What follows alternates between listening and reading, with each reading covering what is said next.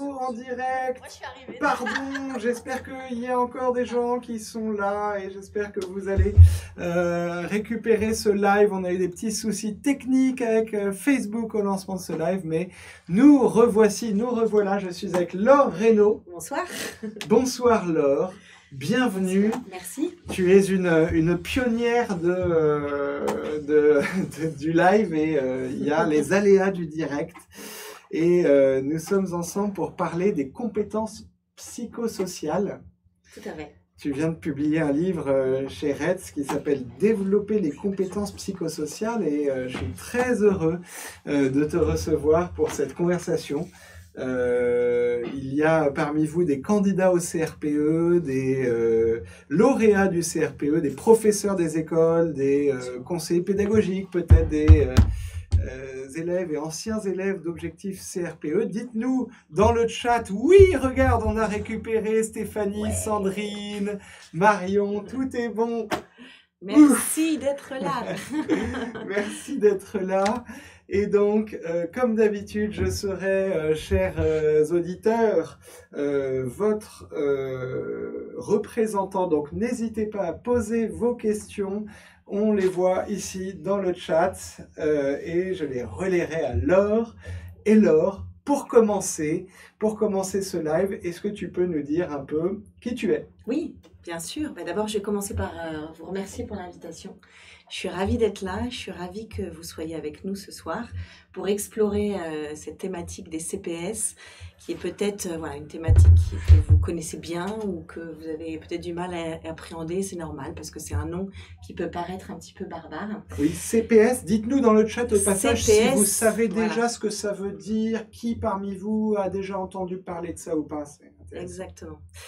Donc, qui je suis? Alors, donc je suis Laure et je suis avant tout passionnée d'éducation. J'ai été enseignante pendant 17 ans et on peut dire que je fais partie de ces petites filles. Voilà, quand on leur demandait vers 4-5 ans qu'est-ce qu'elles voulaient faire plus tard, j'ai toujours dit je veux devenir maîtresse. Et donc, c'est vrai que ce métier de l'enseignement, c'est une véritable vocation. Et voilà, je suis très contente d'être allée jusqu'au bout de mon rêve, qui aujourd'hui prend une autre tournure, puisque voilà, après avoir été 17 ans dans l'enseignement aux États-Unis, puis en France, au primaire et un petit peu en secondaire, eh bien voilà, je m'intéresse aujourd'hui depuis quelques années à ces questions sur voilà, les compétences psychosociales, qu'est-ce que c'est, quelle place leur laisser à l'école, comment est-ce que nous, en tant qu'enseignants, on peut justement les développer d'abord pour nous-mêmes, pour ensuite mieux les développer avec nos élèves. Et en fait, il y a 7-8 ans, voilà, quand j'étais face à mes élèves, et je me suis dit, comment ça se fait que chez nous, en France, cette thématique des Des élèves de quel âge, pardon? Alors là, il y a eu des élèves de CM1, de CM2, et puis après, j'ai voulu aller voir les plus grands. Donc, je suis allée voir les élèves de terminale et que j'ai trouvé un petit peu stressés, préoccupés, peut-être pas tellement à même de gérer, c'est normal, leurs émotions, leur stress. Et je me suis posé un petit peu la question, comment ça se fait chez nous que cet apprentissage n'ait pas toute la place qu'il mérite dans nos écoles et comment faire un petit peu bouger les lignes et peut-être essayer de faire changer à mon petit niveau, le système pour que cet apprentissage des compétences psychosociales ait toute la place qu'il mérite à l'école, puisqu'on va voir, il revêt de nombreux bienfaits, aussi bien pour les élèves, bien sûr, que pour tous ceux qui les accompagnent. Donc il y a 6-7 ans, devant ce vide un peu par rapport à toutes ces questions, dans la formation initiale, dans la formation continue, par rapport aussi à un mal-être que je ressentais de plus en plus profond, à la fois des élèves et puis des enseignants, par rapport à l'inertie du système, par rapport à toutes ces questions, je me suis dit, mais qu'est-ce qu'on pourrait faire nous? Il y a des choses qui sont ailleurs et pourquoi pas nous? Mais j'entends, pardon, mais tu dis, je constate que rien ne se passe chez nous, oui. Parce que toi, tu avais une expérience d'enseignement aux États-Unis. Voilà, en fait, j'ai commencé pas très longtemps, mais quelques années aux États-Unis, où c'est vrai, et j'ai dû ramener ça un petit peu dans ma valise après cette expérience-là, on est en contact avec des enseignants qui ont une autre posture et qui, dès leur formation, sont formés à toutes ces compétences-là. Comment, avec leurs élèves, ils vont développer leur empathie, leur respect, la bienveillance, comment ils vont les engager dans leur travail, comment ils vont valoriser leur réussite, les encourager, les motiver, comment ils vont les aider à gérer leurs émotions, c'est quelque chose qui est quand même beaucoup plus présent aux États-Unis, mais pas seulement, au Canada, au Royaume-Uni, en Suisse, en Afrique du Sud. C'est un champ de recherche et un champ d'action qui voilà, se déploie depuis plusieurs dizaines d'années. Et c'est vrai que chez nous, bon, ben voilà, on peut le dire, on est un petit peu en retard, mais fort heureusement, les choses ont évolué. Petit à petit, les choses vont dans le bon sens. Mais c'est vrai que moi, voilà, on était en 2012-2013 quand j'ai commencé à me dire qu'est-ce que je pourrais faire, moi, à mon petit niveau, pour essayer de faire un petit peu bouger les lignes, voilà, faire évoluer un petit peu les postures.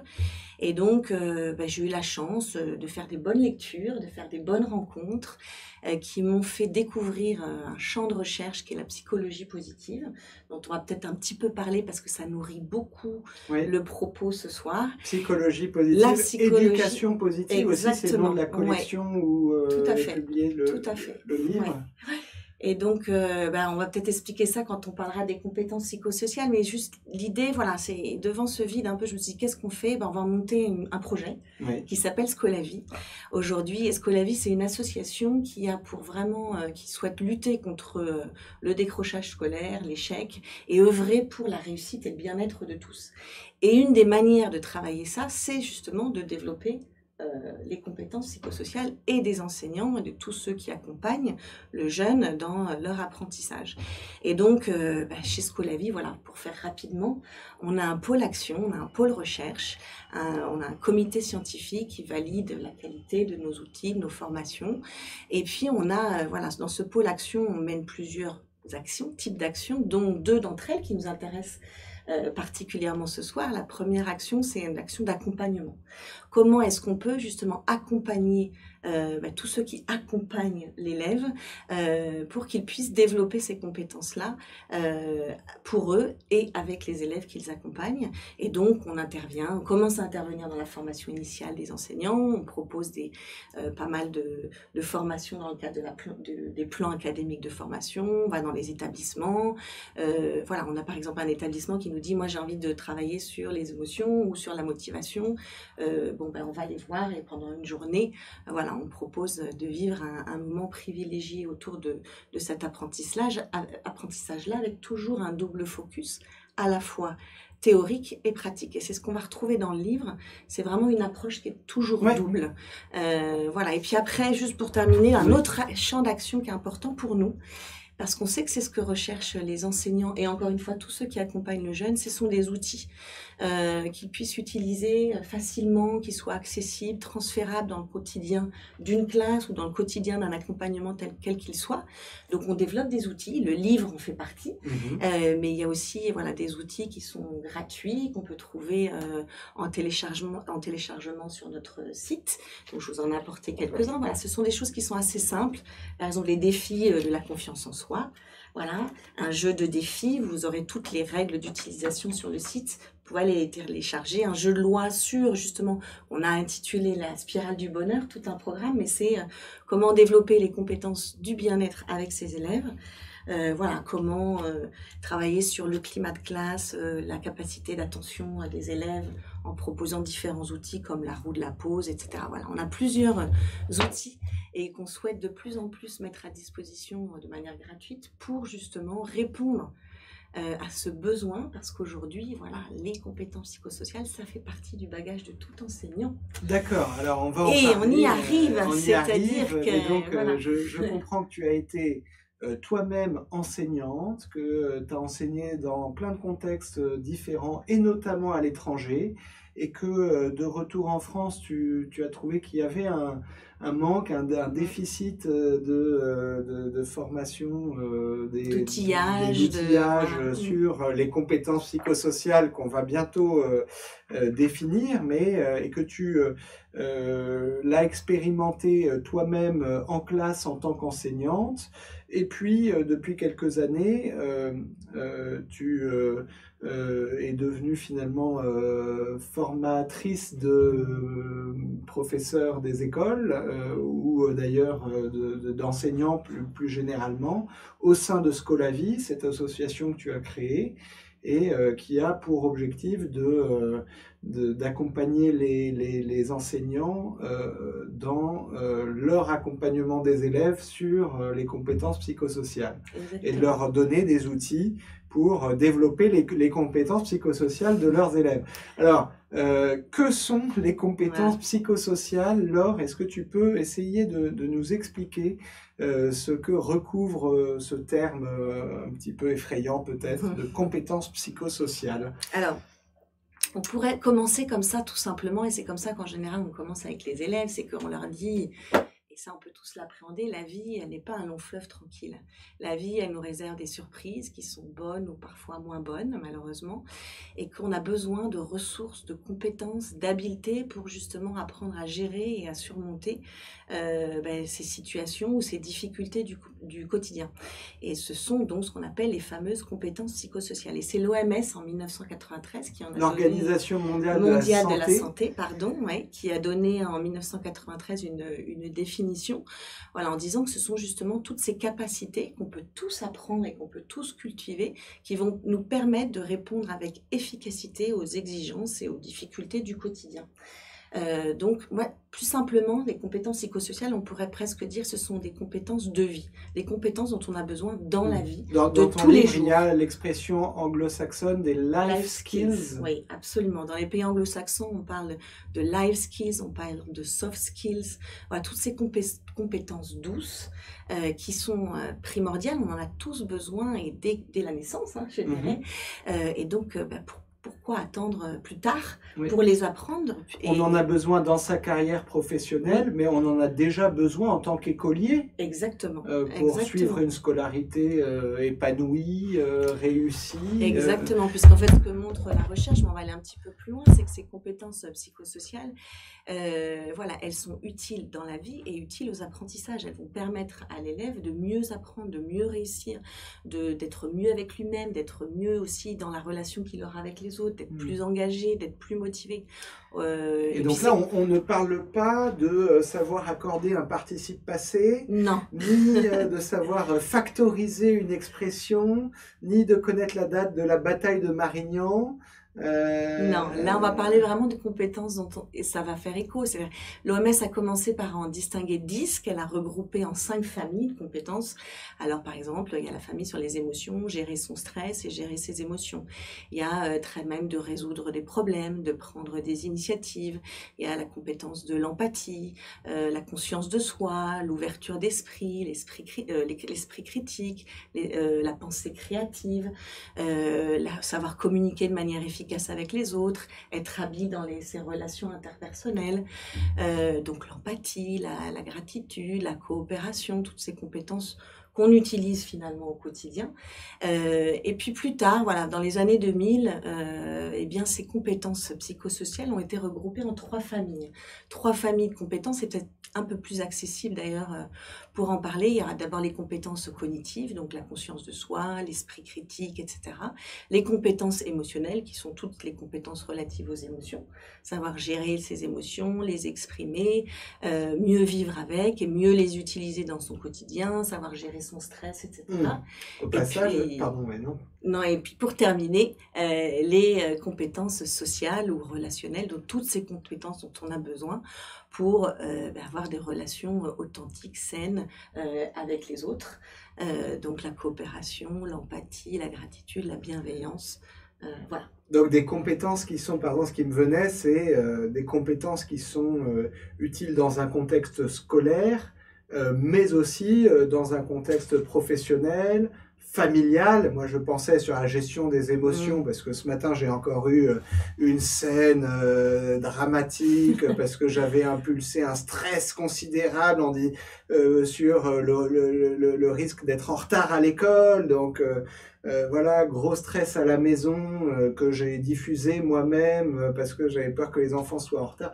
Mais c'est des compétences psychosociales, ça. Absolument, voilà, donc c'est ce dont tu parles là. C'est quelque chose qui dépasse le cadre de l'école. Le cadre de l'école, absolument. Mais qui devrait, d'après toi, être enseigné à l'école. Voilà, mais c'est plus seulement d'après moi. Puis déjà, il y a quand même une question de posture ici. C'est Moi, je ne fais que des propositions. C'est une invitation à évoluer dans les postures, peut-être.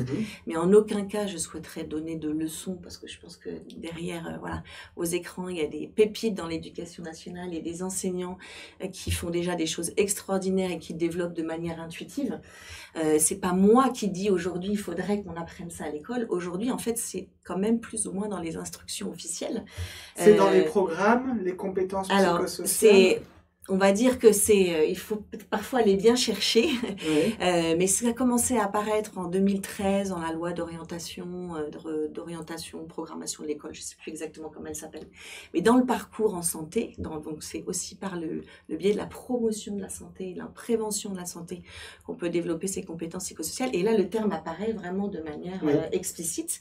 Après, un petit peu plus tard, en 2015, quand il y a eu, ça je pense que tout le monde le connaît, le socle commun de compétences. Le socle. Voilà. Eh bien, ce sont des choses qu'on peut glaner et retrouver au détour de certaines formulations et notamment dans le domaine relatif à la langue, le domaine relatif à la formation de la personne et du citoyen. Un extrait de ce tableau qui figure dans les annexes et qui est composé d'extraits du socle commun de compétences dans le domaine langage pour penser et communiquer, par exemple. L'élève parle, communique, argumente à l'oral de façon claire et organisée. C'est une compétence psychosociale. Oui, tout à fait. Ou bien l'élève coopère et fait preuve de responsabilité vis-à-vis d'autrui. Il respecte les engagements pris envers lui-même et envers les autres dans le domaine formation de la personne et du citoyen. C'est aussi à relier aux compétences psychosociales. Et on pourrait prendre une douzaine d'exemples comme ça, de citations extraites du socle qui montrent que dans le job de l'enseignant, c'est maintenant assez officiel qu'il y a cette transmission de compétences psychosociales. Et c'est toute la difficulté, c'est-à-dire que aujourd'hui c'est quelque chose qui est quand même là et qu'on est censé connaître et enseigner et transmettre aux élèves. Et pour autant, il y a quand même un vide aujourd'hui, même si les choses sont en train d'évoluer, il y a un vide sur ces thématiques-là dans la formation initiale des enseignants.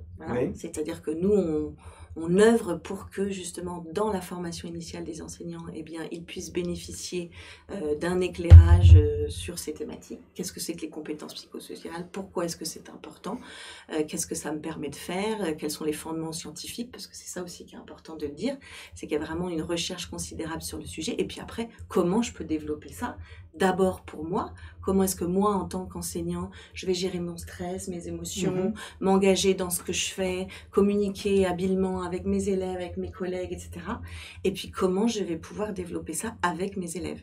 Parce qu'encore une fois, ce sont des compétences qui sont utiles, qui vont leur permettre de s'épanouir, de mieux vivre au quotidien, mais qui vont aussi être au service des apprentissages.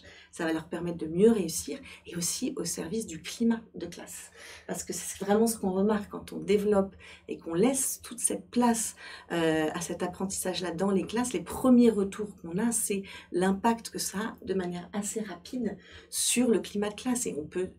c'est aussi quelque chose qu'on peut appréhender quand on travaille sur la coopération, la gratitude, le respect, la bienveillance. Ce sont des choses qui vont assez rapidement transparaître, même si c'est pas du tout facile et qu'il n'y a pas de coup de baguette magique. Mais plus on infuse au quotidien, on se donne un peu des rituels, des rendez-vous privilégiés pour développer ces compétences-là et mettre en place des activités avec des objectifs explicites. Si je fais cette activité, je vais développer la coopération de mes élèves, je vais leur permettre d'être plus bienveillants, etc. On va voir que les effets sur le climat de classe sont quand même assez impressionnants. Ouais, alors on va prendre des exemples, on va passer en revue un certain nombre de ces compétences psychosociales que tu présentes dans le livre et pour lesquelles tu présentes aussi justement des idées d'activité, des séquences clés en main, etc.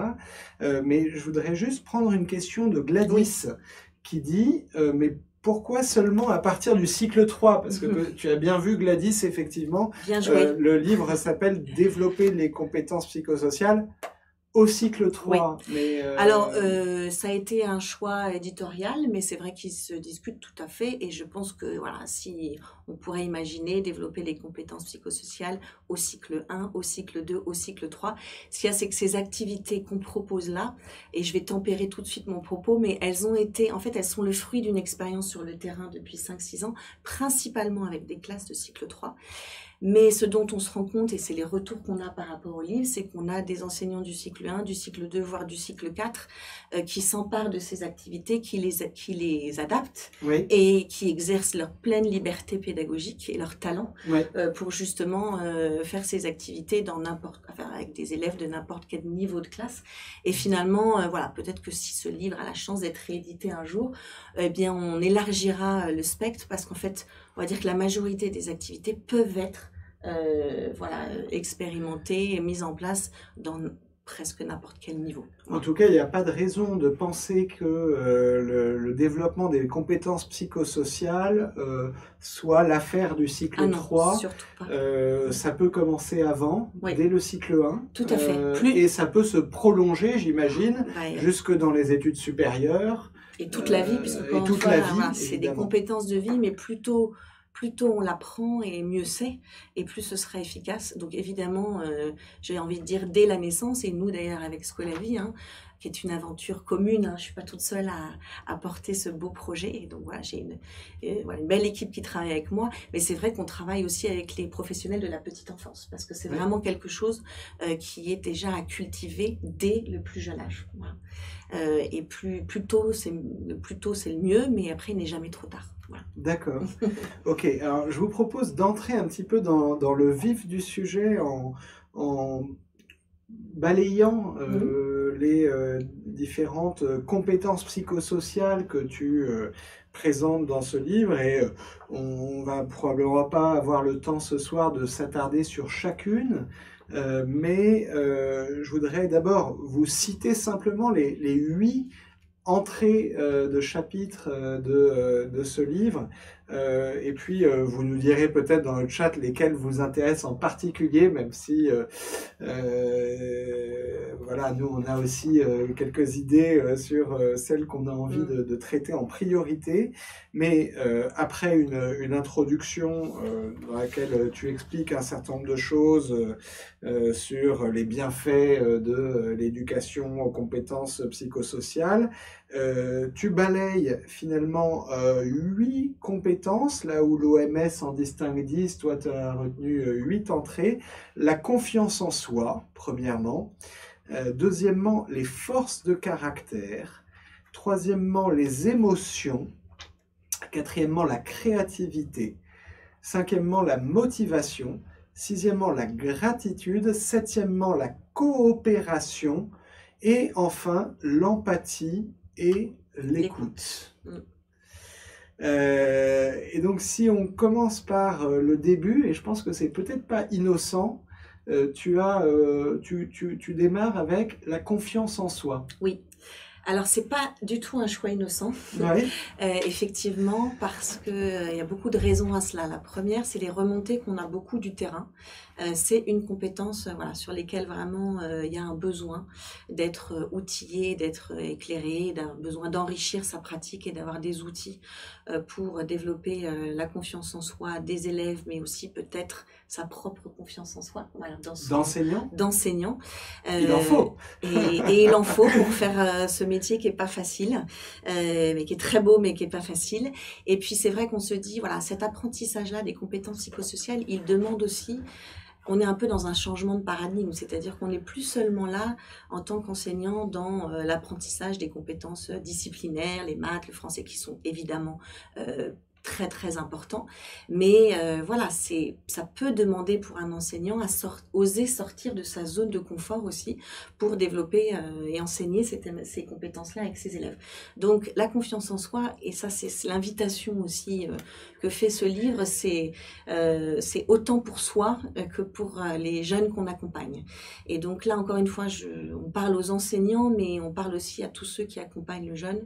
Et je sais que ce soir, il y a des infirmières scolaires qui nous accompagnent et qui font un fabuleux travail aussi, des psychologues scolaires, des CPE, voilà, des chefs d'établissement aussi qui s'emparent de ces questions. Et voilà, c'est aussi à eux que cet ouvrage se destine, même si voilà, il est plus conçu pour les enseignants, puisqu'il est construit, chaque chapitre propose en fait un double éclairage, à la fois donc théorique et pratique. Donc vous avez toujours en introduction de chapitre, j'ai commencé avec la confiance en soi, vous avez un éclairage théorique, qu'est-ce que c'est que la confiance en soi, pourquoi est-ce que c'est important, et ensuite on va rentrer dans le comment, puisque je pense que c'est ça qui nous intéresse tous, c'est comment avec mes élèves je peux développer la confiance en soi. Mais même avec les élèves, ce que j'ai remarqué en lisant ton livre, c'est que dans les séquences que tu proposes et les activités que tu proposes, parce que pour chacune des compétences psychosociales, tu proposes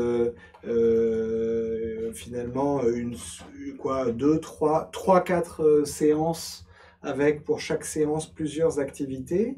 Je remarque que tu pars souvent, tu proposes en tout cas de partir des représentations qu'ont les élèves de la compétence en question, de la confiance en soi, et que tu proposes un travail d'élaboration d'une sorte de définition commune de ce dont on parle avec les élèves, comme tu le fais avec le lecteur du livre en commençant par un cadrage un peu théorique. Oui, bah alors on sait quand on est pédagogue et quand on est enseignant, c'est vrai qu'autant que faire se peut de commencer chacune de séquences pédagogiques par faire émerger les représentations des apprenants sur le sujet. Donc comment on peut faire ça par exemple sur la confiance en soi? Alors la confiance en soi, alors il y a plein de manières de la traiter, hein, et donc nous, voilà, ce qu'on propose là, c'est une invitation à réfléchir sur, par exemple, des pourcentages, des lectures de grilles sur la confiance en soi des jeunes dans les écoles françaises. Parce que ça nous permet aussi de travailler les pourcentages en mathématiques, etc. Parce que ce qu'on essaie de faire aussi, parce que c'est une des résistances qu'on nous oppose souvent, c'est je n'ai pas le temps, et on sait très bien combien un emploi du temps d'un enseignant est chargé, il y a le programme, il y a tout ce qu'il y a à faire. L'idée, c'est peut-être justement de profiter de ces séances-là. Voilà, je vais travailler la confiance en soi, mais je vais aussi, grâce à cette activité, je vais aussi travailler les maths, le français, le vocabulaire, l'anglais, les sciences aussi, etc.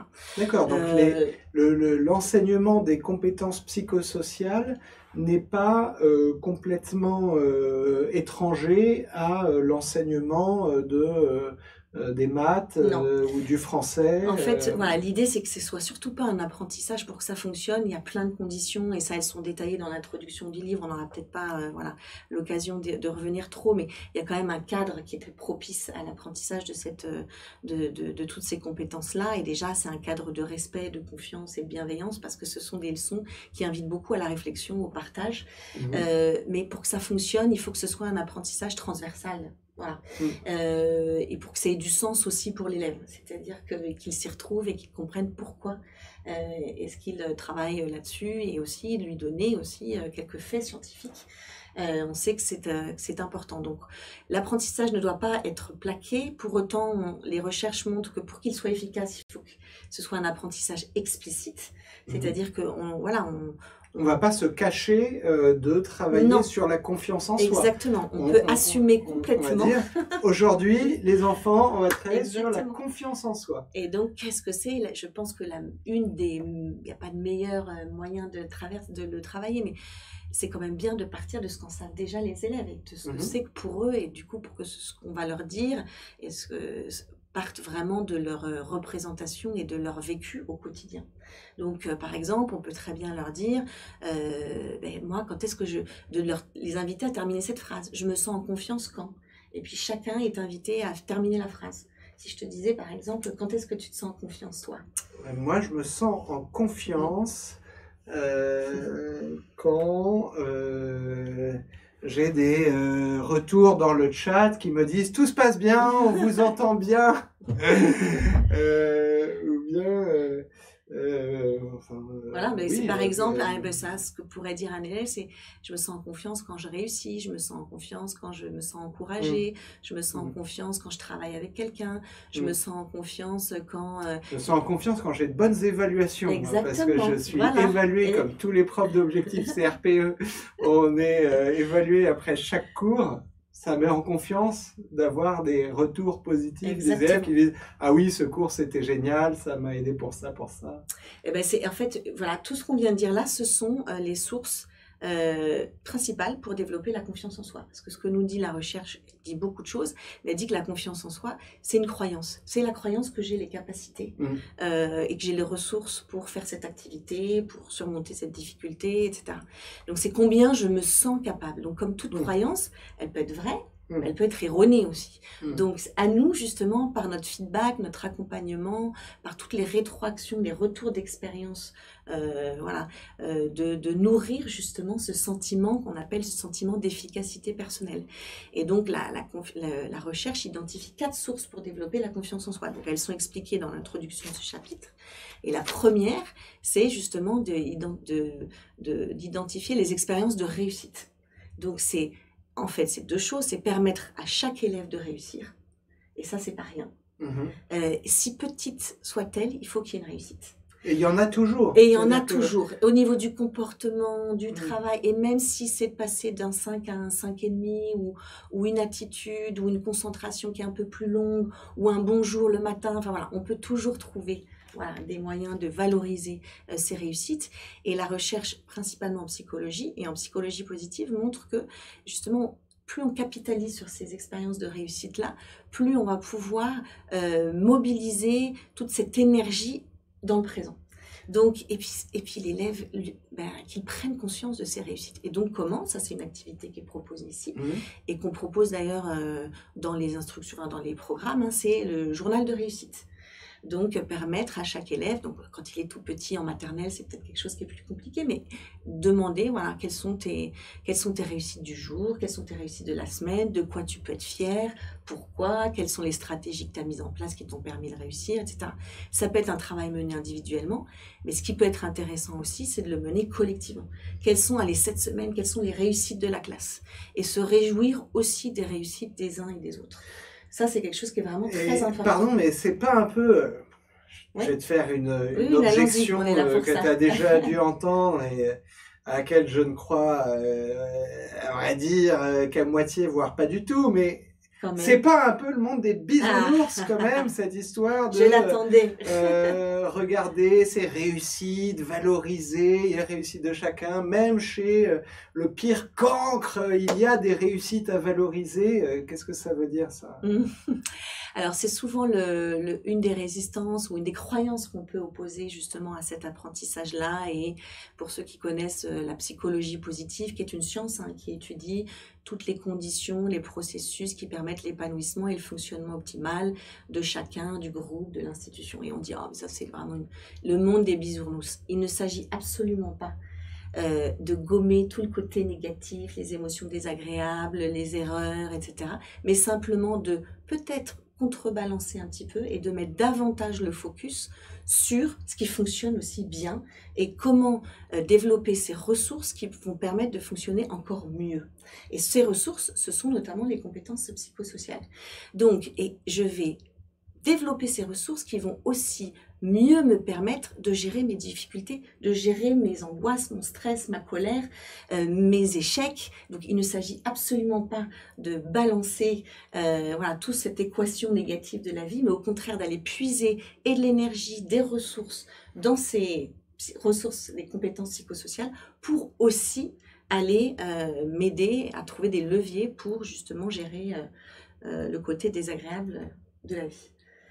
D'accord. Voilà. Donc, merci. Ça ne veut pas dire qu'on gomme les aspects difficiles, négatifs, les limites, les axes de progression, les difficultés, tout ça. Mais ça veut dire que pour surmonter ces difficultés, si je comprends bien ce que tu dis, il est bon de se recharger d'abord en positivité et de reconnaître aussi les choses qui vont bien, les réussites. Et, alors qui sont liées à des expériences réelles. La recherche en psychologie, et ça c'est les recherches de Bandura, montrent que la première source en ordre d'efficacité pour développer ce sentiment d'efficacité personnelle, c'est justement les expériences de réussite. Donc comment dans ma classe, je peux célébrer les réussites des uns et des autres, parce qu'en fait, on oublie un petit peu trop souvent. Ou alors le fait de le partager, de prendre des moments privilégiés pour partager les réussites de chacun, de la classe, etc. C'est la première source pour développer ce sentiment d'efficacité personnelle. Donc c'est vraiment pas rien. Donc l'idée, c'est simplement de mettre aussi le focus sur les réussites. Voilà. Aussi et d'abord. Absolument. On commence par là. Exactement. On commence par là et ça va justement aussi nourrir ce sentiment, oui, je réussis, donc même si c'est une petite réussite, je commence peut-être à me dire que je suis capable de m'améliorer et ça va nourrir aussi l'estime que j'ai de moi-même. Je commence à m'accorder de la valeur, oui, j'ai progressé, etc. Et ça, c'est vrai que c'est exigeant. C'est comment je vais permettre à chacun de réussir et comment je vais valoriser et encourager aussi les progrès. Et c'est toute une réflexion aussi sur l'état d'esprit. C'est-à-dire que on sait que 51%, alors il faudrait que je retrouve, là je ne l'ai plus en tête, mais 51% des élèves pensent qu'on est intelligent ou qu'on ne l'est pas, et que les choses sont figées dans le marbre. C'est terrible. Et donc, il y a cette histoire de mindset en anglais, et justement l'idée de dire ici, de faire comprendre aux tout petits, parce qu'ils sont déjà enfermés parfois dans des croyances très limitantes, que rien n'est écrit dans le marbre, et que oui, apprendre, on peut tous progresser, mais que cet apprentissage peut être difficile, peut demander de l'effort et qu'il faut que je m'engage, etc. Et à nous, de nourrir cet état d'esprit ouvert, flexible, qui permet de se développer vers un horizon des possibles un petit peu plus élargi. Et on sait que ce qui va engager le plus l'élève, c'est la manière dont on va faire des retours d'expérience. Comment je vais l'encourager, comment je vais valoriser ses progrès. Donc mesurer ses progrès, c'est vraiment quelque chose qui est très important. Voilà. On peut applaudir en classe, demande Faustine. Ah oui, au contraire, et il ne faut pas s'en priver. Après, voilà, il y a des enseignants qui, au niveau du bruit, etc., vous savez, les fameux applaudissements scolaires. Donc, ça, c'est l'applaudissement scolaire. Qui ne fait pas de bruit. Exactement, voilà. Mais je pense qu'il faut oser faire un petit peu différemment parce qu'on en récolte quand même assez vite les fruits. Voilà, donc les expériences de réussite, on sait que par exemple la deuxième source pour développer la confiance en soi, c'est apprendre par imitation. On sait que les tout petits, et dès le tout petit, ils procèdent beaucoup par comparaison. La comparaison, parfois, elle peut être fatale, elle peut être très dure à vivre, elle peut être écrasante. L'idée, c'est plutôt dans l'inspiration. Comparaison, poison, disait ma mère. Absolument. On l'entend et on le lit beaucoup, mais elle a raison. Et je pense que l'idée ici, c'est plutôt de s'inspirer des autres. Et donc là, il y a tout le jeu de la coopération, comment je peux permettre à chacun d'être une ressource pour l'autre. C'est de ça aussi dont il s'agit. On va en parler, mais peut-être avant ça, le chapitre 2 concerne les forces de caractère. Oui. Alors... Et j'aimerais bien que tu nous en dises un mot, parce que moi j'ai trouvé ça passionnant. Ça m'a rappelé plein de choses que j'ai pu pratiquer dans ma vie. Et les forces de caractère, ça découle assez naturellement de la confiance en soi. Mais c'est un travail que tu proposes de faire assez rapidement avec les enfants et sur soi-même en tant qu'enseignant. Et alors, que sont-elles, ces forces de caractère, et comment est-ce qu'on peut travailler là-dessus? Oui, alors les forces de caractère, c'est un concept qui est clé en psychologie positive, et il y a une considérable recherche sur le sujet. Une force de caractère, c'est un trait de caractère positif. Une qualité alors on pourrait dire ça, mais c'est encore un peu plus que ça. Enfin, c'est vraiment oui, si on considère que c'est vraiment un mode de fonctionnement naturel. C'est le vrai moi qui s'exprime. D'accord. Et donc, ce sont des traits de personnalité qui sont assez stables dans le temps. La recherche donc montre qu'il y a 24 forces universellement reconnues en tout point du globe, quelles que soient les cultures, les religions, les contextes, etc. Il y a 24 forces qui sont universelles. Ça veut dire chacun possède ces 24 forces, mais... de manière plus ou moins développée. Et la recherche montre que si on arrive à identifier ces 5 forces les plus fortes, ce qu'on appelle les forces de signature, qui font que je suis moi. Oui. On en a combien? 3, 4, 5 Alors jusqu'à 5, voilà. Après, et que si on arrive à les identifier et qu'on peut les développer au quotidien, c'est plaisant. Ça libère beaucoup d'énergie agréable et beaucoup de ressources, etc. 2, ça nous permet de mieux réussir. Et puis 3, d'être aussi en cohérence avec notre vrai moi, d'être en lien, connecté à ce qu'on est vraiment. Donc par exemple, dans ces 24 forces de caractère, vous avez la créativité, vous avez le travail d'équipe, vous avez l'empathie, vous avez l'ouverture d'esprit, vous avez toutes ces forces qu'on peut trouver. Et, pardon, mais est-ce qu'un enfant de... on a quel âge au cycle 3? 8-9 ans. Est-ce qu'un enfant de 8-9 ans a déjà des forces de caractère qui sont déjà affirmées et identifiables? Parce que moi j'avais travaillé sur des outils de connaissance de soi, l'énéagramme, le MBTI ou je ne sais quoi encore, et j'avais lu, attention, c'est un travail qu'on fait quand on a 25 ans, 30 ans ou plus, et que on est installé dans sa personnalité. Non, alors là, la recherche montre que ce sont des choses qu'on peut, sur lesquelles on peut travailler même dès tout petit.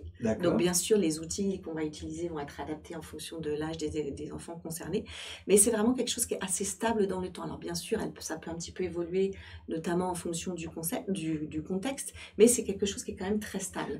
Mais ce qui est intéressant quand on travaille ça et avec les enseignants ou avec les élèves, c'est qu'autant on leur demande de parler de leurs défauts tout de suite. Et même nous, peut-être c'est quelque chose avec lesquels on a plutôt l'habitude d'identifier nos défauts, et les élèves c'est pareil, c'est-à-dire on n'est pas forcément à l'aise pour parler de soi aussi sous ce jour-là. Parce que c'est de la vantardise. Exactement. Ça peut être compris comme... ça peut être comme ça. Il ne s'agit pas justement d'être dans la vantardise ou de crâner comme ils disent, mais c'est au contraire de développer un langage universel et quotidien. On a tous des forces. Comme on a tous des défauts, mais on a tous aussi des forces. Et l'idée ici, c'est de permettre à l'élève d'aller les identifier et d'identifier ses propres forces, identifier les forces qu'il reconnaît chez les autres, et pour pouvoir ensuite les développer et les utiliser au quotidien. Donc nous, dans ce qu'on propose dans le livre, après cet éclairage un peu théorique sur ce que c'est que les forces, la recherche, les dernières études sur la question, c'est déjà, nous, on va travailler à partir... la recherche montre qu'il y a plusieurs étapes dans l'apprentissage. C'est d'abord comprendre ce que c'est qu'une force. Et donc, on va beaucoup parler on va partir de la thématique des super-héros, par exemple, parce que ça, c'est quelque chose qu'il faut davantage appréhender. Et on va prendre, à l'identifier, à la définir. Et ensuite, on va faire une activité qui s'appelle le détective des forces. C'est-à-dire, donc, on va chacun être détective de nos forces. Donc, d'abord, quelles sont mes forces? Et donc, on va utiliser des outils, des jeux de cartes, des photos. On va partir des contes. Par exemple, quelles sont les forces que le héros a développées et a utilisées pour gérer, surmonter la difficulté. Et en fait, ça vient assez rapidement. Et comme ça, en fait, on fait ce travail d'identification, d'explication des forces. Après, chacun est invité par petits groupes, et ça, c'est expliqué comment développer ses forces. Et puis ensuite, il y a un moment qui est très fort, et c'est le cas de le dire, c'est identifier les forces chez mes camarades. Et c'est vrai que ça, c'est quelque chose qu'on a fait au moins une 50aine de fois, en tout cas moi que j'ai expérimenté une 50aine de fois dans des classes de tous les niveaux, de la maternelle jusqu'au lycée, et c'est un moment qui est très fort aussi émotionnellement parce qu'on n'a pas l'habitude d'être reconnu et d'être regardé par ses pairs, par ce prisme-là. Comment ça marche techniquement Alors vous avez en fait un jeu de cartes qui est proposé à la fin du livre, et ce jeu de cartes en fait il reprend vraiment les apports de la recherche. Je vais essayer de le trouver. Donc d'abord vous travaillez sur qu'est-ce que c'est qu'une force, etc. à travers la lecture des contes. Je l'ai là. Voilà, moi aussi, ça y est, je l'ai retrouvé. Et vous avez ces 24 forces de caractère qui sont regroupées en 6 familles et vous avez à chaque fois une petite explication.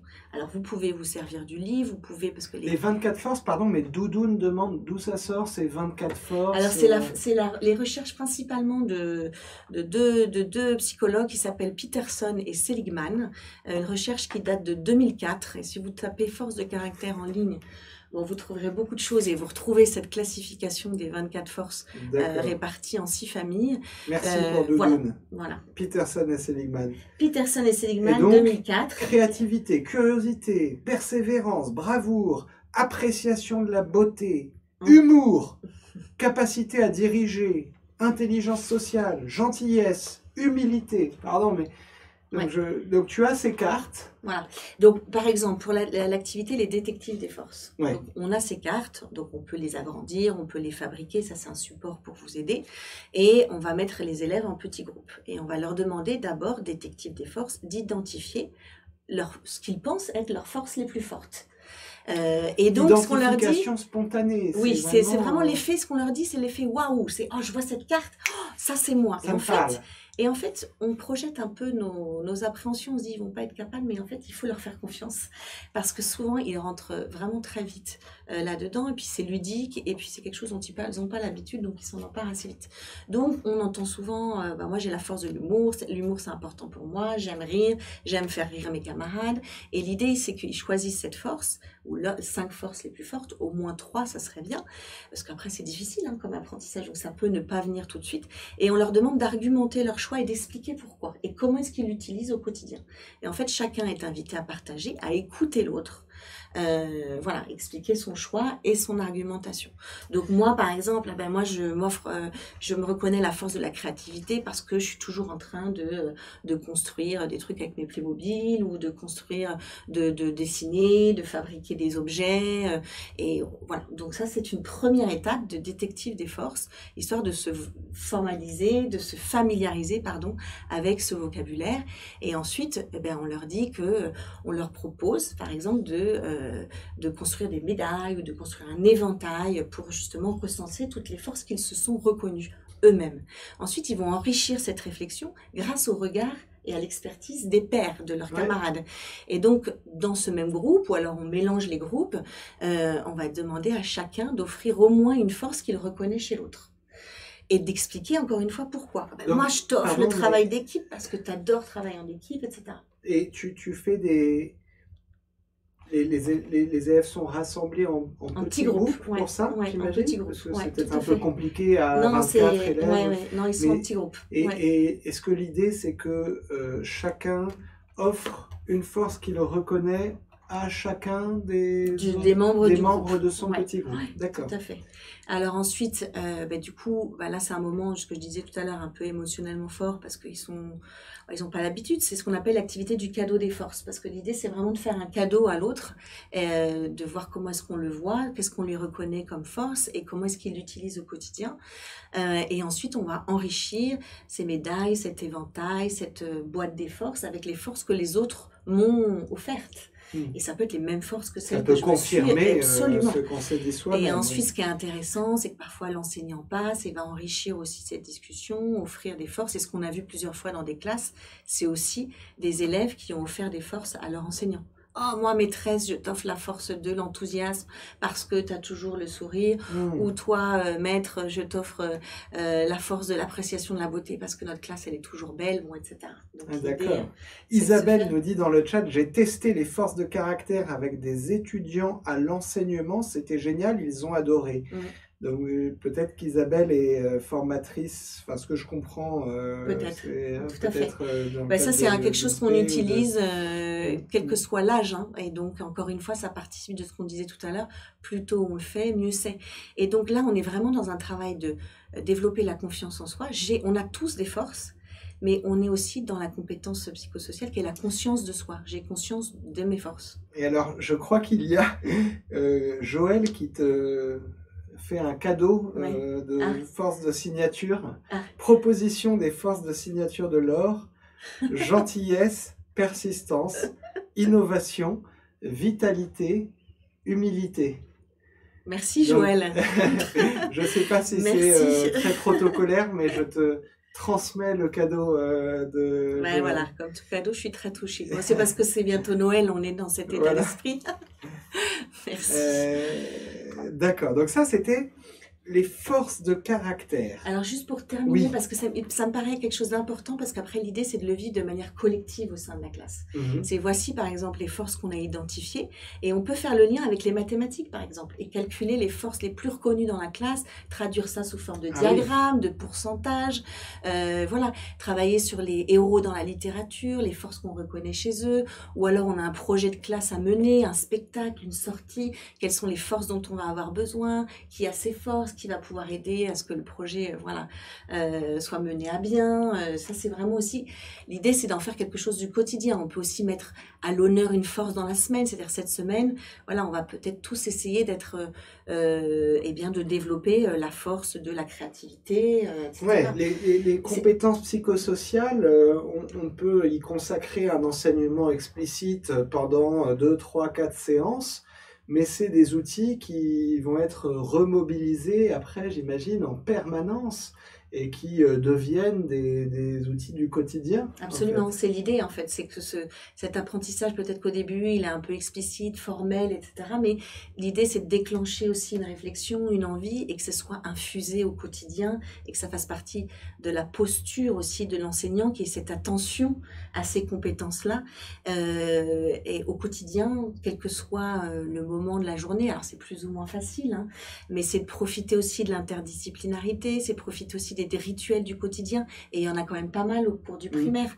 Donc ça peut être le quoi de neuf, ça peut être la météo des émotions chaque jour, ça peut être chaque semaine, voilà, quelles sont les forces qui ont été utilisées cette semaine, par qui, comment, pourquoi, quelles sont les forces que j'aimerais développer. Voilà, l'idée c'est d'en faire quelque chose de quotidien, pour que ce soit efficace. Donc, transversalité dans les apprentissages, comme dit Fabienne, un côté concret et pratique, que salue Isabelle. Et Nicolas Vallet dit, je veux bien le livre, vu qu'on est dans l'esprit de Noël. Eh bien, Nicolas, bien joué. Ça tombe bien, je crois qu'il y aura un tirage au sort et que vous pouvez participer à un tirage au sort pour gagner. Vous voyez, on en a 1, 2, 3... et il y a 3 livres à gagner, il y en a même un 4e, mais je le garde pour moi. Ok. Voilà pour les forces. Voilà pour les forces. Ben, on pourrait dire tellement de choses, mais voilà. Continuer très longtemps, mais je vous propose qu'on évoque d'autres compétences psychosociales qui figurent dans le livre. Je ne sais pas si les émotions, c'est... pardon, hein, regardons peut-être les envies. Dites-nous dans le chat un peu de quoi vous voulez qu'on parle. Les émotions, la créativité, la motivation, la gratitude, la coopération et pour finir, l'empathie et l'écoute.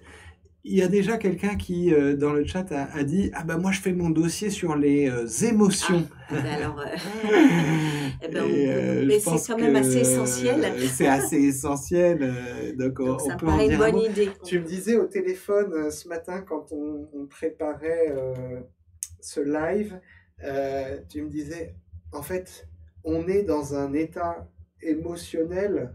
Enfin, pardon, j'ai plus mais c'était une stat assez frappante qui disait, en fait, 80% du temps, on est dans l'émotion. Absolument, oui. C'est même 90%. Voilà, il y a beaucoup d'auteurs et d'études dans la littérature scientifique sur les émotions. On entend souvent qu'à l'école, les émotions, elles doivent être... Elle reste au porte-manteau, quoi, ou à la maison, que ce soit en tant qu'enseignant ou accompagnant ou en tant qu'élève, c'est qu'on dit souvent que les émotions, elles ont pas leur place. Alors que c'est pas vrai, c'est un vœu pieux, enfin, alors, on ne peut pas laisser ces émotions au porte-manteau. On ne peut pas les laisser parce qu'en fait, si tu parlais des 90%, ça c'est un TED Talk que je vous invite à aller regarder, et comme tout TED, ça dure pas très longtemps, hein, c'est à peu près une quinzaine de minutes, sur les compétences émotionnelles, pourquoi pas à l'école, quelque chose comme ça, de Mikola Jack, de 2013 ou 2015, je ne sais plus exactement, mais dans son TED, elle dit plusieurs choses intéressantes. Elle dit que 90% de notre état de veille, serait émotionnel. Donc, vraiment, voilà, on vit des émotions, les émotions se succèdent les unes aux autres, et à partir du moment où on est réveillé jusqu'au moment où on est couché, 90% de notre état de veille est émotionnel. Donc nous sommes autant des êtres d'émotion que des êtres de raison. Les émotions, elles sont là. Qu'est-ce qu'on en fait et comment on va apprendre à mieux vivre avec? En fait, c'est là toute l'idée de cet apprentissage de l'intelligence qu'on appelle l'intelligence émotionnelle, dont on sait ce que dit Nicolas Jack dans ce TED, c'est que, bon, c'est un pourcentage, donc il est à prendre voilà, des pincettes en fonction des contextes, etc. Mais ça, c'est quand même assez vrai chez nous, c'est que la majorité de l'apprentissage chez nous est intellectuel. Et elle dit pour 83% chez nous, en France, en Europe, voilà, etc. En fait, c'est un TED belge, donc c'est pas très loin, mais la situation est quand même plus ou moins sensiblement équivalente. 6% pour dédié aux arts, 6% au sport, et 1% de l'apprentissage à l'école serait consacré à l'apprentissage des compétences sociales et émotionnelles. 1%. Donc c'est... Nous, ce qu'on considère, c'est bien sûr trop peu, d'autant que si on apprend ces compétences-là, ça servira mieux à la réussite des apprentissages. Donc l'idée ici de dire, c'est comme nous sommes des êtres d'émotion, comment est-ce qu'on peut faire pour vivre au mieux avec ces émotions? Donc c'est tout ce que nous apporte en fait l'éclairage de l'intelligence émotionnelle qui a été vulgarisé, que vous devez connaître bien sûr, c'est Daniel Goleman, voilà, qui dit comment apprendre à identifier, comprendre les émotions, les exprimer, mieux les utiliser et les gérer au quotidien. Et en fait, les émotions à l'école, c'est simple, elles sont là, elles peuvent être un formidable frein pour l'apprentissage, mais elles peuvent être aussi un formidable levier. Donc pour la réussite.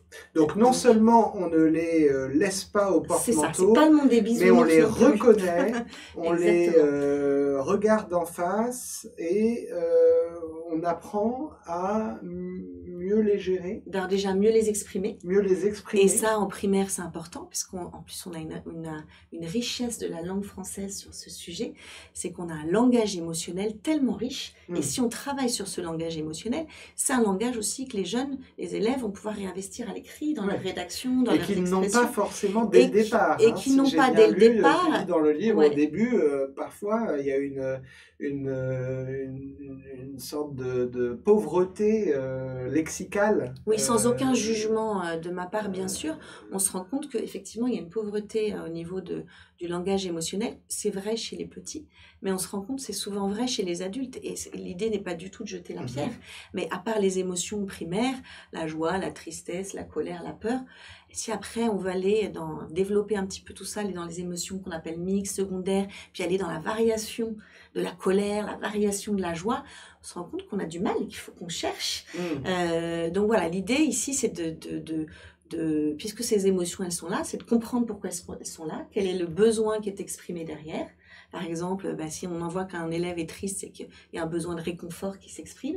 Si un élève qui a peur, voilà, il faut aussi l'accompagner, l'écouter et comprendre pourquoi est-ce qu'il a peur. Il a aussi quelque part besoin de réconfort. Donc l'idée, c'est de comprendre ce que c'est qu'une émotion, le besoin qu'elle exprime pour ensuite mieux l'utiliser et la gérer.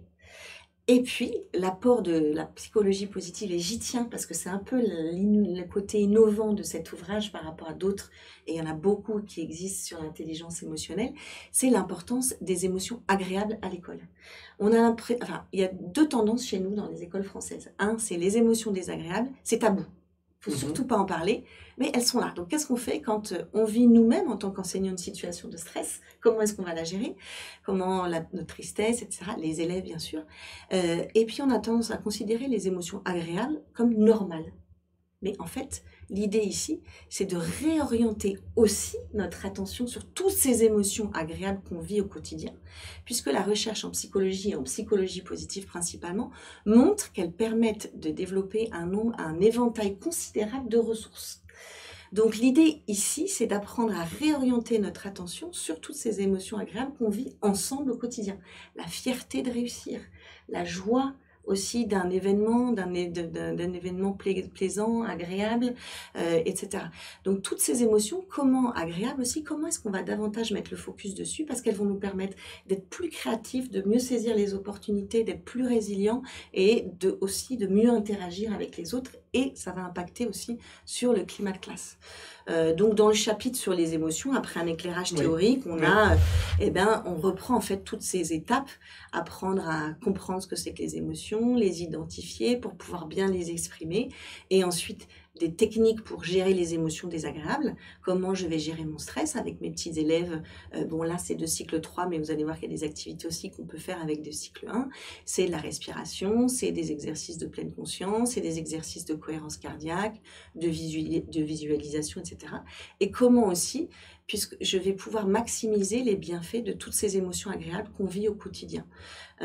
Voilà, donc c'est l'importance de l'humour, l'importance de partager les moments joyeux, heureux, et de les recenser voilà, au quotidien. Ouais, ça rejoint un petit peu, j'ai l'impression, ce que tu dis dans le chapitre sur la gratitude. Absolument. Une histoire de changer son regard pour reconnaître et célébrer les choses positives qui se passent. Et tu me disais que parmi les multiples activités que tu présentes dans le livre, l'une des plus spectaculaires en termes de changement de climat de classe ou même de climat d'école, c'est le mur de la gratitude. Voilà.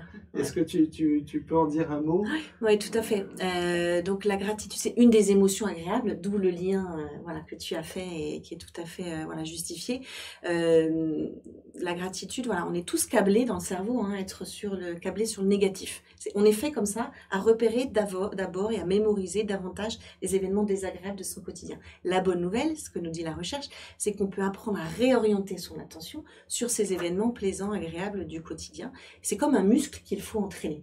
Et l'idée, donc, c'est ce qu'on appelle l'orientation reconnaissante, mais c'est simplement être reconnaissant des événements agréables du quotidien. Et donc, il y a pas mal d'outils qu'on partage dans le livre et qui sont assez simples à mettre en place. Et donc, tu en parlais d'un, c'est le mur de la gratitude qu'on peut faire dans une classe, qu'on peut faire dans un couloir, mais qu'on peut aussi faire dans le hall d'accueil d'une école.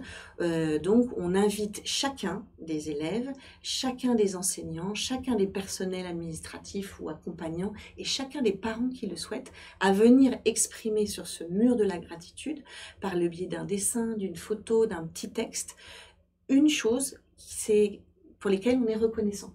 Donc moi, je l'ai vu expérimenter plusieurs fois dans des établissements et c'est vrai que c'est quelque chose déjà qui est très beau. Et qui peut nourrir voilà, un petit peu les murs blancs ou parfois voilà, qui sont pas très gais. Mais surtout, c'est que c'est quelque chose qui va créer aussi du lien. Parce que déjà, exprimer sa gratitude, ça fait du bien à nous-mêmes, mais ça fait aussi du bien de les partager entre nous. Donc voilà, et que chacun aussi soit partie prenante dans l'histoire. Et ça prend vraiment pas beaucoup de temps parce qu'on écrit simplement le mur de la gratitude. Et ben voilà, comment est-ce qu'en tant qu'élève, quels sont les moments plaisants que j'ai eu aujourd'hui. Et comment est-ce qu'ils sont partagés du simple fait qu'ils sont affichés? Exactement, en fait, on voit voilà, en arrivant, les visiteurs, les parents en arrivant aussi disent, c'est une manière aussi de partager avec les parents, de faire du lien. Est-ce que c'est signé? Est-ce que c'est anonyme? Alors, c'est au choix. C'est au choix. Et ce qui est intéressant, c'est quand on voit tous les acteurs ou tous les membres de la communauté éducative qui jouent le jeu. Et en fait, on se rend compte qu'il y a quand même plein de moments agréables. Enfin, on en vit plein des moments agréables. Et ce que montre la recherche, c'est de les partager va renforcer les bienfaits de ces émotions agréables. Ça peut être aussi, je suis enseignant, j'emmène ma classe, et c'est un exercice de lecture. On va aller regarder voilà, les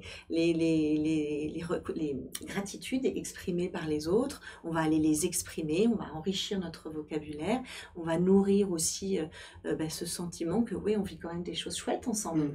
Et donc voilà, on peut organiser ça pendant cette période, et je trouve que la période qui arrive de Noël, des festivités, etc., on est un peu dans cet état d'esprit aussi, peut-être.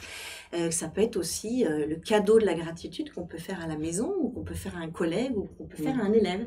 Un élève fête ses 10 ans, et ben on met les autres dans la confidence et on va lui offrir les 10 choses qu'on aime chez lui. On fait une jolie boîte. Notre conjoint fête ses 45 ans, on va lui exprimer les 45 choses qu'on aime chez lui. Voilà, c'est des choses aussi qui peuvent vraiment faire partie du quotidien. Et la boîte de la gratitude aussi dans une classe. Tu nous donnes des idées de cadeaux de Noël au passage. Oui. Et en plus, qui coûtent pas cher et qui font vraiment plaisir et du bien. Pas dans le sens du consumérisme, non. etc. Non. Super. Merci Laure. Alors, Gwendoline demande si tu pourras dédicacer les livres à gagner. Avec plaisir. Donc, n'oublie pas avant de partir, s'il te plaît Laure, de faire un petit gris-gris sur chacune sur chacun des bouquins. Nadia dit que tu parles avec le cœur et qu'elle adore. Merci beaucoup.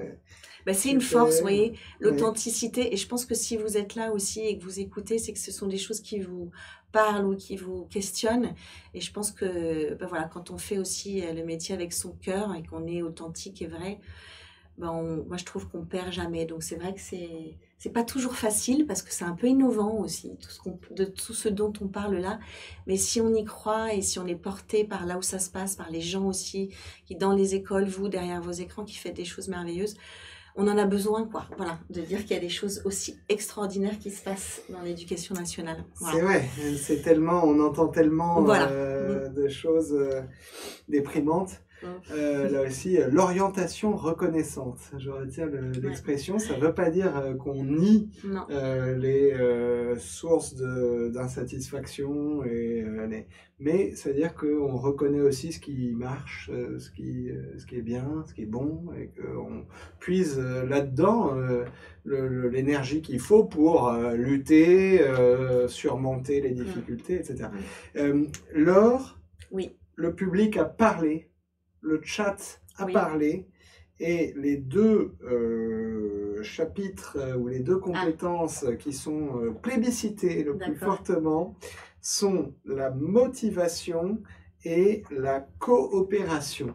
Est-ce que ça te va si on évoque successivement ces deux compétences et peut-être en commençant par la motivation qui est une chose effectivement importante, intéressante. Gladys, par exemple, nous dit « La motivation, c'est intéressant. Comment motiver un élève qui n'est plus motivé ?» Alors, ce n'est pas un coup de baguette magique, quand même, parce que dans tout ce qu'on dit là, c'est que c'est vraiment un apprentissage du quotidien qui se fait dans la durée. Il y a des conditions de climat de classe, etc., pour que les choses se passent dans les meilleures conditions possibles, mais il y a quand même des choses, quand on les connaît, qui peuvent vraiment changer les perspectives et notre posture aussi. Donc, la motivation, s'il faut aller vite, je dirais, moi, qu'il y a deux choses à retenir. Et après on pourra partager quelques activités, c'est une attention aux besoins fondamentaux de l'élève, qui sont, que nous on regroupe sous un acronyme qu'on aime beaucoup, c'est CAP ou pas CAP. Et en plus les élèves ils aiment bien ça. CAP. Voilà, donc on est plutôt CAP, on va essayer d'être CAP ensemble. Donc CAP, c'est 3 besoins, c'est le besoin de compétence, et ça rejoint un peu ce qu'on disait tout à l'heure, c'est donner à l'élève le sentiment qu'il est capable de. Voilà. Le besoin, le besoin d'autonomie, et ça c'est un besoin fondamental, un besoin psychologique fondamental à la base de beaucoup de choses et qu'on retrouve beaucoup dans les pédagogies nouvelles, mais parce que c'est aussi un besoin psychologique vraiment fondamental. Donc donner à l'élève, même tout petit, le sentiment qu'il est à l'initiative de ses actions, lui donner des outils qui comprennent pourquoi est-ce qu'on lui demande de faire quelque chose, etc. Ça c'est vraiment primordial. Et il y en a un autre qui en plus chez nous peut-être est un peu le parent pauvre, c'est le besoin de proximité sociale qui est très en lien avec la coopération.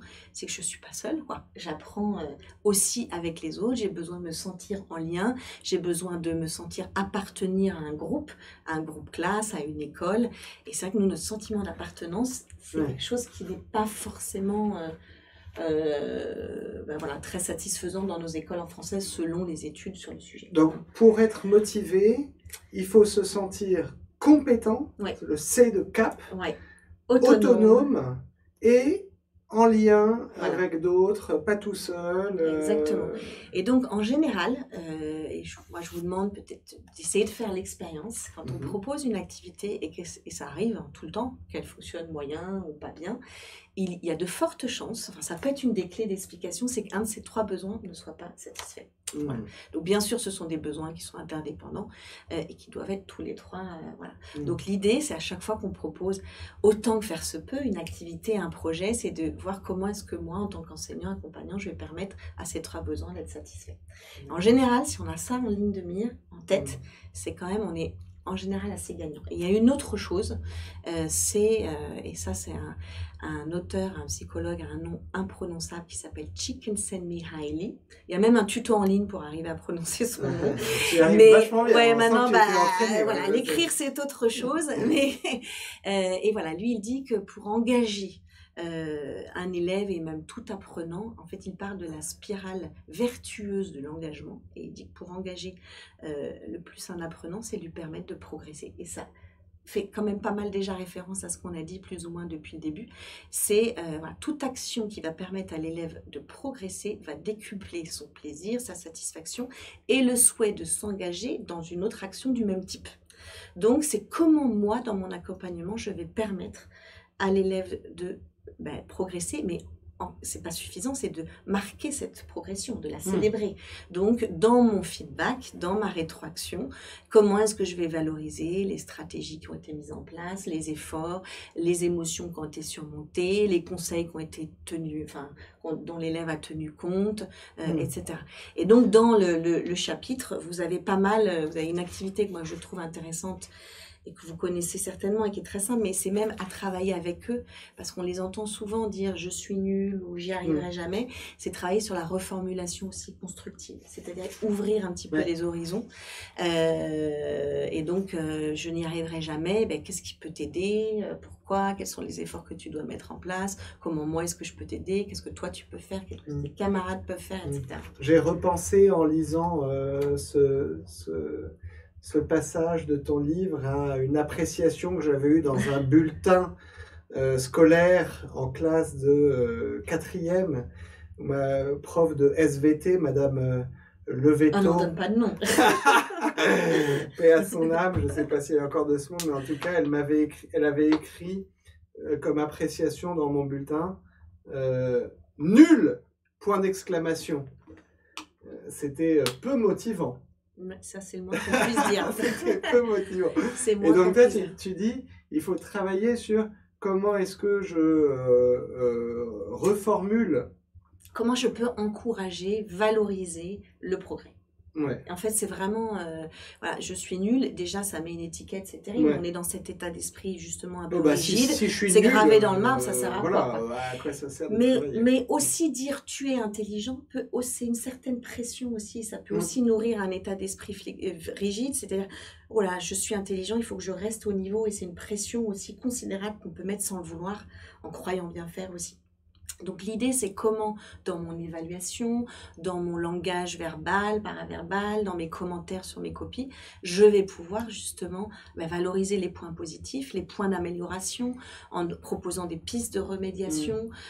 Et puis, c'est aussi faire part à toute cette aussi auto-correction, auto-évaluation, et de responsabiliser et d'engager le jeune. On sait aussi que pour la motivation, il y a un autre élément qui est important, c'est être capable de se fixer des bons objectifs. Une personne qui est plus motivée, c'est une personne qui va réussir à atteindre son objectif. Ça paraît idiot, mais voilà, quand on ouvre un nouveau trimestre, etc., on peut aussi formuler avec nos élèves ces objectifs-là et formuler ensemble les critères de réussite. Ensemble, et ça, il faut qu'ils se les approprient. Exactement. Ou même peut-être que ça vienne de lui. Et j'ai vu dans ce chapitre sur la motivation, tu rappelles une distinction bien connue entre la motivation intrinsèque et la motivation extrinsèque, c'est-à-dire la carotte et le bâton, en gros. Il y a la vision un peu old school de la motivation, c'est pour motiver les élèves, rien de tel que la perspective de gagner des bons points ou au contraire de prendre des heures de colle. Mais En fait, c'est on pas sait ça qui aujourd'hui, va le on mieux sait que cette marcher. motivation, non, ça peut fonctionner, mais on sait que ça va pas fonctionner de manière durable. Voilà. Donc, si on veut privilégier une motivation durable qui aussi procure du bien-être et qui va engager l'élève dans son apprentissage, il faut favoriser, développer cette motivation intrinsèque, c'est-à-dire que la motivation à l'action, puisque en fait, la motivation, c'est ça, hein, c'est une force qui va nous mettre en action. Il faut que l'élève, il ait compris ce qu'on lui demande de faire, qu'il ait compris l'intérêt et que cet intérêt, en fait, il le fasse pour lui et non pas pour ce qu'on attend de lui. Alors, c'est facile de dire ça dans un contexte éducatif où on ne fonctionne pas tout à fait comme ça, il faut l'avouer, mais il faut essayer de privilégier autant que faire se peut cette motivation intrinsèque. Et comment? Ben, c'est par le cap de tout à l'heure aussi, qui permet justement de nourrir et de développer cette motivation intrinsèque. Alors, beaucoup d'interventions dans le chat Oui. qui tournent autour des compétences psychosociales pour les parents et les familles. Isor, par exemple, dit c'est un livre que l'on pourrait adapter pour les familles. Oui. Ou bien Zaouya qui dit est-ce que les compétences psychosociales ne s'acquièrent pas déjà en famille avec les parents? Ne faut-il pas du coup associer plus les parents à l'apprentissage de ces compétences? Et puis, il y avait eu déjà plus tôt dans le chat des interventions comme ça. Est-ce que tu veux réagir là-dessus? Ben oui, au contraire, et merci d'avoir réagi, parce qu'effectivement, c'est quelque chose qu'on n'a pas dit en introduction, et on aurait peut-être dû commencer par là, c'est que c'est un gage d'efficacité, c'est-à-dire que cet apprentissage-là, il se fait d'abord à la maison. Et on parle beaucoup de co-éducation, mais parfois, quand cet apprentissage n'a pas lieu à la maison, le seul endroit où il peut avoir lieu, c'est à l'école. Donc c'est aussi un moyen, c'est difficile, mais c'est quand même aussi un moyen de lutter contre certaines discriminations ou inégalités devant cet apprentissage-là.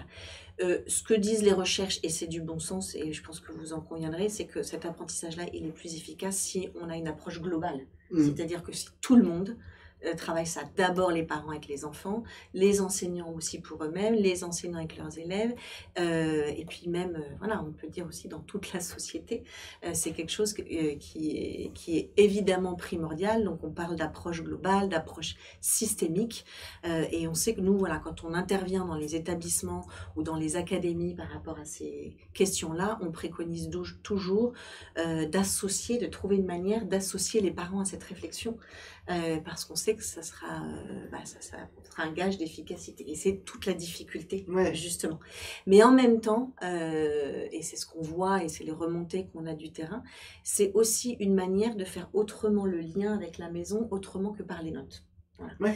C'est-à-dire que pas mal des activités qu'on va proposer dans le livre, ce sont aussi, on va demander, on invite, parce qu'il n'y a jamais rien d'obligatoire dans ce qu'on propose, bien sûr, parce qu'on ne veut surtout pas donner de leçons, mais on invite par exemple aussi les élèves, quand ils rentrent chez eux, à faire une enquête sur les forces qu'ils reconnaissent chez leurs parents, chez leurs frères, chez leurs sœurs, ou d'écrire un journal de gratitude à la maison. Donc en fait, les retours qu'on a nous des parents disent « Ah, c'est sympa, permet de faire le lien différemment avec l'école. » Et c'est de les associer un petit peu à la réflexion. Alors c'est vrai qu'après, il y a des parents qui ne le font pas.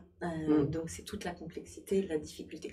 Donc nous, ce qu'on préconise, c'est de faire une intervention de sensibilisation qui soit ouverte à tout l'établissement. C'est compliqué. Voilà. Et que les parents soient aussi conviés, le personnel administratif soit convié, les enseignants soient conviés, et que même les élèves qui sont délégués de classe ou etc., qui représentent leur père, puissent être présents pour qu'il y ait un engagement aussi, une compréhension de quoi on parle, pourquoi on en parle et comment est-ce qu'on peut faire ensemble. Parce qu'évidemment, à plusieurs, on est plus fort. Mais il est évident qu'une approche globale et systémique sera beaucoup plus efficace et est nécessaire. Et on ne peut pas isoler cet apprentissage du reste de ce qui se passe en dehors de l'école, c'est évident, quoi. Est-ce qu'il y a, lorsqu'on essaye de faire cet effort d'élargissement et lorsqu'on communique ce projet non seulement à ses élèves, mais aux parents d'élèves, à ses collègues, au personnel de l'école, etc., est-ce qu'il y a des sources de résistance, d'incompréhension, de réticence? En fait, je sais que la réponse est oui, il peut y en avoir, parce que tu y consacres même un un des chapitres de l'introduction.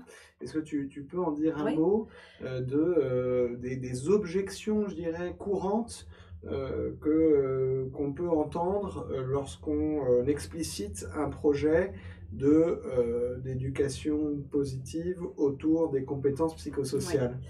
Alors effectivement, hein, il y en a, puis comme toute chose un peu innovante, ça crée débat. Mais en Oui, fait, c'est bien, hein, parce que c'est ça oui. l'innovation, c'est en parler et c'est pas forcément être d'accord. Mm. Et on est Ouais. dans un changement de paradigme, donc comme tout changement de paradigme, ça demande du temps avant que voilà, on puisse rentrer dedans.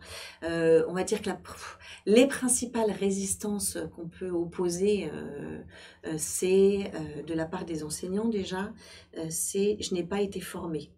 Et c'est vrai. Voilà. C'est-à-dire que pour l'instant, on peut dire que c'est vrai. Ouais. C'est-à-dire que dans la formation initiale des enseignants, pour l'instant, ça n'en fait pas partie. C'est en train un petit peu de changer, doucement, mais voilà, on sait que le temps peut être un peu long à l'éducation nationale, mais il y a une prise de conscience par rapport à tous ces sujets. Donc aujourd'hui, on dit c'est vrai, dans la formation initiale, on n'est pas outillé, on n'est pas formé à. Maintenant, dans la formation continue, il y a de plus en plus d'interventions qui sont proposées voilà, aux enseignants pour développer justement ces compétences-là, que ce soit avec Scolavi ou d'autres personnes, bien sûr, au sein des académies. Donc c'est vrai que c'est quand même une réalité. En Ouais. attendant, on fait quoi? On fait comme, on peut essayer. Ouais. Mais c'est pas. Donc l'idée, c'est ça. Pourquoi ce livre? C'est justement pour répondre à ces. Pour s'auto-former aussi. Pour permettre c'est ce que fait aux enseignants c'est ce que font sans cesse les enseignants quand ils sentent et ils le font déjà beaucoup eux-mêmes. Quand on a envie d'enrichir un peu sa pratique, on va fouiller à droite, à gauche, etc. L'idée de cet outil, de ce livre, c'est le fruit d'une réflexion, d'une expérience qui est sur le terrain depuis 5-6 ans et que c'est un partage à ces enseignants-là qui ont envie justement de laisser toute la place à cet apprentissage-là. Ça, c'est une des premières. Voilà. Une autre résistance ou opposition qu'on peut entendre, c'est je n'ai pas le temps. L'enseignant te dit, attends, t'es bien gentil, mais regarde les programmes, j'ai beaucoup de choses à faire, j'ai pas le temps. Ouais. Donc c'est vrai qu'il s'agit en fait et on sait, hein, moi j'ai été enseignante 17 ans, je sais très bien que ce sont des réalités voilà, qui se vivent au quotidien et qu'on court après le temps. Voilà, l'idée c'est peut-être aussi de faire oser, de faire apprendre, voilà, de faire autrement. Et c'est ce qu'on disait tout à l'heure, c'est travailler sur la transversalité à l'occasion d'une leçon de vocabulaire, d'une leçon d'expression écrite, orale, d'une leçon de maths, de sciences. Eh bien, c'est de travailler sur ces thématiques-là. Au collège, c'est différent. On dit à l'occasion des heures de vie de classe, des heures d'accompagnement personnalisé, tout ça. Voilà, ce sont des choses. Voilà. Mais c'est vrai que il y a cette réalité-là. Donc on dit peut-être qu'on peut essayer de travailler autrement, travailler par projet. La pédagogie de projet, c'est quelque chose qui a de plus en plus sa place voilà, à l'école. Et on sait aussi combien au primaire et aussi en maternelle, enfin maternelle et élémentaire, les rituels sont importants au quotidien pour créer ce cadre un peu de sécurisant au sein de la classe et créer un climat de classe aussi positif et favorable aux apprentissages. Ces rituels sont autant d'occasions pour travailler aussi ces rituels-là. Avec les tout petits, on travaille beaucoup sur la météo, on peut faire aussi la météo intérieure, quelles sont les émotions, etc. On peut faire des liens et c'est la vocation de cet ouvrage, c'est de vous permettre d'enrichir ou voilà, de questionner votre pratique et de vous donner des idées. Et tout ne vous parlera peut-être pas, mais certainement, j'espère en tout cas des choses qui vous parleront et qui sont aussi issues du terrain. Une autre résistance qu'on peut avoir, qu'est-ce que j'ai en tête ? Les parents, parce que les parents. Alors, c'est Nicolas qui dit, est-ce que les parents y adhèrent à ces compétences psychosociales ? Les parents, en fait, quand on leur dit, on a la chance de leur expliquer pourquoi, et les recherches montrent que, en fait, quand on développe ces compétences-là, c'est à la croisée de la prévention, de la promotion de la santé. Donc, ça permet de développer toutes ces compétences du bien-être, ça permet de prévenir des troubles de la santé ou du comportement à l'âge adolescent ou adulte. Il y a des corrélations très nettes qui sont faites entre cet apprentissage-là et les troubles de la santé mentale plus tard. Et si on leur dit, on a l'occasion de leur dire que c'est au service de la réussite et des apprentissages, en général, on n'a pas vraiment d'opposition. On a eu dans quelques écoles, voilà, dans certains environnements, des parents qui nous ont dit « mais si vous faites ça, c'est au détriment des maths, de l'histoire, du français ». Voilà, donc ça, c'est quelque chose qu'on a pu entendre. Et en général, quand on peut voilà, justement expliquer le quoi, le pourquoi et le comment de cet apprentissage, on arrive à déminer les résistances. Mais c'est vrai que comme c'est quelque chose de nouveau, ça surprend et ça questionne et il faut l'accepter aussi.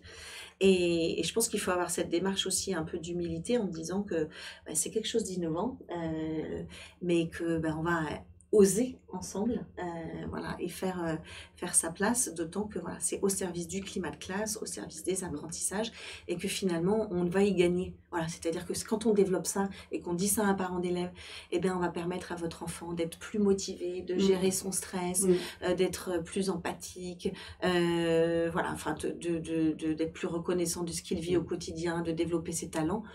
On trouve rarement en fait, un parent qui s'y oppose. Mais il faut avoir l'occasion et la chance de pouvoir l'expliquer. Je comprends. Voilà. C'est la spirale vertueuse, dit Fabienne Garnier, plutôt que le cercle vicieux. Renversons la tendance. Exactement.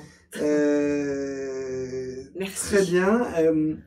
Il commence à se faire tard, oui, donc on va pas tarder à rendre l'antenne, mais je voudrais quand même, si tu m'accordes et si vous m'accordez encore 10 minutes, répondre à quelques dernières questions. N'hésitez pas à les poser, c'est le moment. Je guette vos dernières questions pour les communiquer à Laure.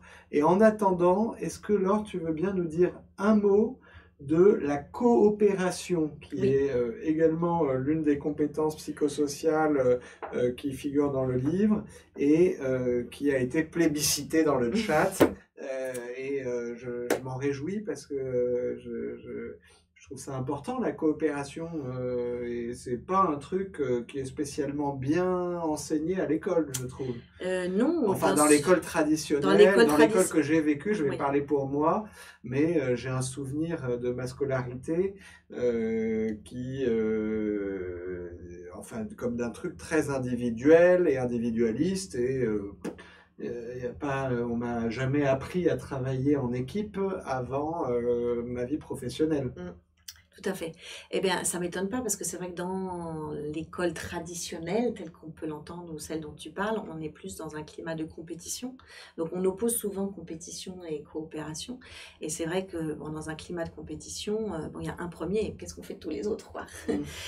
Donc, l'idée ici, c'est vraiment la coopération. D'abord, c'est d'expliquer toujours pourquoi. Hein. C'est vraiment d'agir et de construire ensemble.